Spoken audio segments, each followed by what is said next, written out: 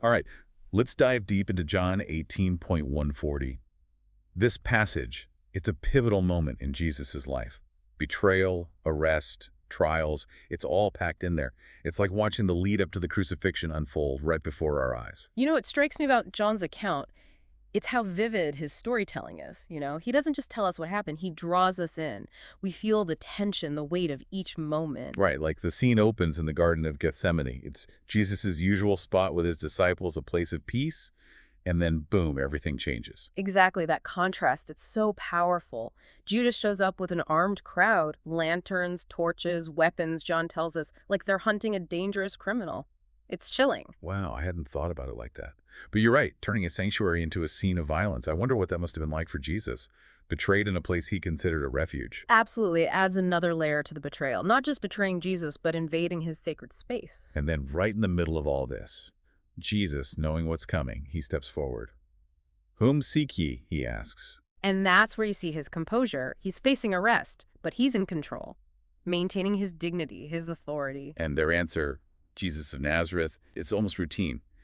But his response, oh man, I am he. It's so powerful. It's a The declaration. reaction, it speaks volumes. They fall back, John says, right to the ground. It's like his words alone had physical impact. Yeah. Divine power on display, even in this vulnerable moment. Exactly. Even facing arrest, he's still in command. But then we see this contrast, right? Peter, the impulsive disciple, he whips out his sword, cuts off the high priest's servant's ear. Yeah, classic fight or flight response. Pure instinct. Fear, loyalty, seeing his teacher threatened. But Jesus, he steps in immediately, rebukes Peter, tells him to put the sword away. It's a crucial moment, reveals the core of Jesus' mission. Not violence with violence, but a different way.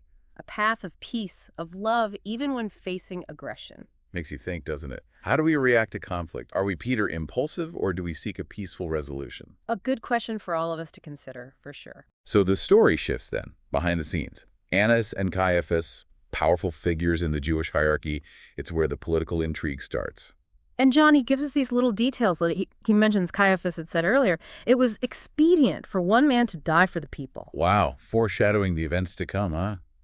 The political wheels are already turning. Absolutely. And then there's Peter, following at a distance, torn between loyalty and fear. He ends up in the courtyard, warming himself by the fire. Alongside the servants. Right, and it's there he faces these tests, his human weakness exposed.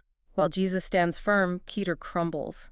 He denies knowing Jesus 3 times, each more emphatic than the last. A reminder that even those closest to Jesus struggled. Struggled with fear, with doubt. Makes you think, would we have that courage to stand up for Jesus, or would we be like Peter? Yeah, denying him out of fear. Yeah. And just as Peter says it, the rooster crows. Fulfilling a prophecy, man. Talk about timing. Oh, the weight of guilt. You can feel it, can't you? But there's redemption in the story, too. John's gospel, later on, Peter repents, becomes a pillar of the church. Right, hope for us all, even when we mess up. Sure. So while this is happening, Jesus, he's being questioned by the high priest about his disciples, his teachings, trying to find something, anything, to use against him. And his response, it's just so unwavering. I speak openly to the world, he says. In the synagogue, the temple, I've said nothing in secret. It's like he's saying, my life's an open book, check it out. Yeah, total integrity, confidence in his message. He doesn't shy away, he welcomes scrutiny. But they're not interested in fairness, are they? Yeah. They want him condemned, plain and simple. And then, one of the officers, he strikes Jesus, right across the face. And Jesus, his response, it's remarkable. No anger, no violence, just a calm question. If I have spoken evil, bear witness of the evil. But if, well, why smitest thou me? Dignity, self-control, even under assault. Talk about turning the other cheek, huh? It's such a tough concept, but so central to the faith. And then things shift again. We meet Pontius Pilate, the Roman governor. Now we're in the world of politics. The stakes, they just got higher. The Jewish leaders, they can't execute Jesus themselves. They need Pilate, so they play on his fears. Accuse Jesus of being a threat to Rome. But Pilate, he's skeptical, isn't he? He questions Jesus directly, tries to understand, even says, I find no fault in him at all. It's like he sees through it, but he's stuck. Yeah, caught between his duty and his conscience. And then, oh man, the big question. Jesus and Pilate talking about truth. What is truth? Pilate asks. The question for the ages. It's still relevant today, right? In this world of so many different viewpoints. Absolutely. It's about what we believe, what we hold dear. And in that moment, it's worldly power versus spiritual authority. Jesus, the true king, but not of this world. His kingdom, it's truth and love, something bigger, It's like Pilate glimpses something he doesn't grasp. something that shakes his worldview. But in the end, he chooses to appease the crowd. Gives in to pressure, fear, rather than doing what's right. And then, it's the heartbreaker. The choice. Jesus or Barabbas. Pilate offers to release one prisoner. Passover tradition, but it's a loaded choice. Right. Barabbas, John tells us, he was a robber. Probably involved in all sorts of violence. So the crowd, they have to decide. Yes. Jesus, who healed, preached love, claimed to be the Son of God. Or Barabbas, who represents chaos, rebellion. Talk about a stark contrast, the moral dilemma. And they choose Barabbas. Demand a criminal's release, condemn an innocent man. It's chilling how crowds can be swayed.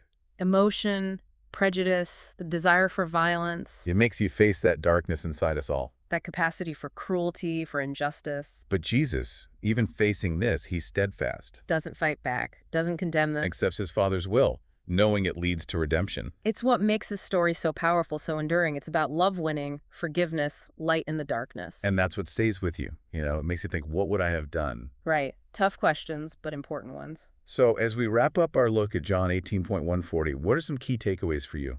Well, first, leadership. What does it really mean?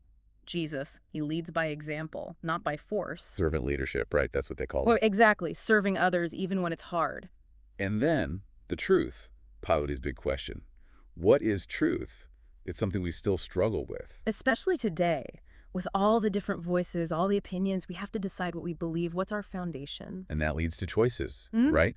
Like Pilate, we're faced with decisions, sometimes tough ones.